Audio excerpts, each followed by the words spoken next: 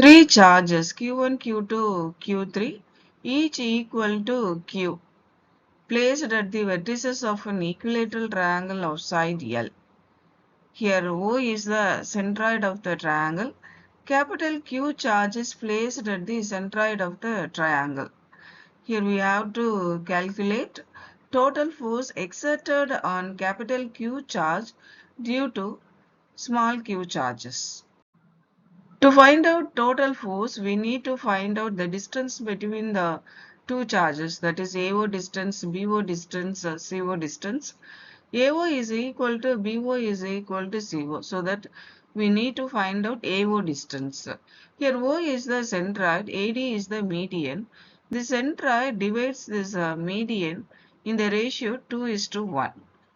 So AO distance is equal to 2 by 3 AD and OD distance is equal to 1 by 3 AD.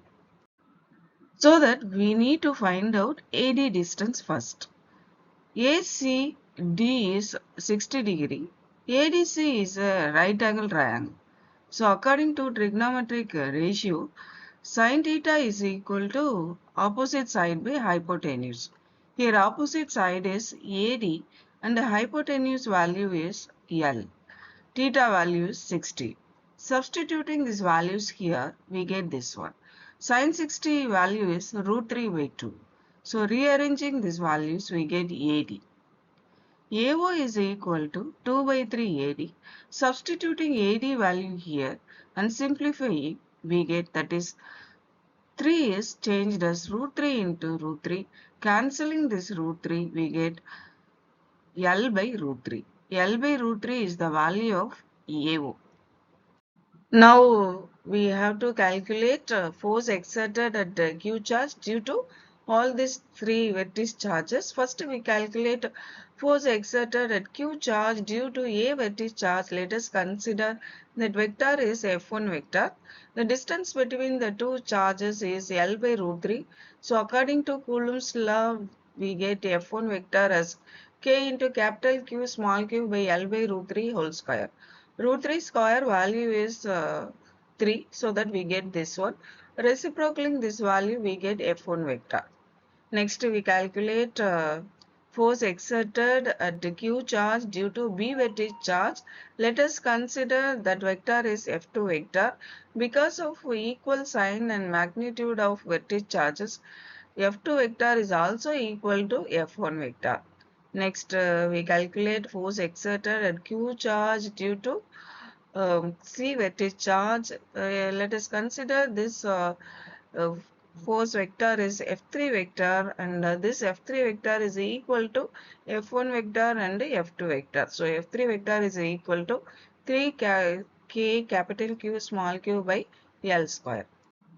Next, we have to add F2 and F3 vector according to parallelogram vector addition using this formula.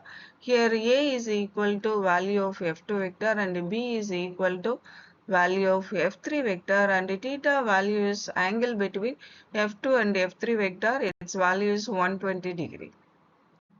After substitution of A, B and theta values, we get resultant vector. Cos 120 values minus 1 by 2. Cancelling this 2 and multiplying this negative sign with this, we get this one. Multiplying these two values, we get this one. Taking out 3 from the square bracket, we get this one. 3 square value is 9. Now these two values are same but in opposite side. So we can cancel out these two values. The resultant effector is this one. Next, we have to take a square root for a resultant force vector so that we get this one. Already we have F1 vector. Now we have to add these two vectors. Now we see the directions of resultant force vector and F1 vector. This is a F1 vector direction and this is a resultant force vector direction. These two force vectors are in an opposite direction. So total force is equal to F1 vector minus resultant force vector. Substituting these two values, we get 0. So the total force exerted capital Q charge due to this three vertices charges is equal to 0.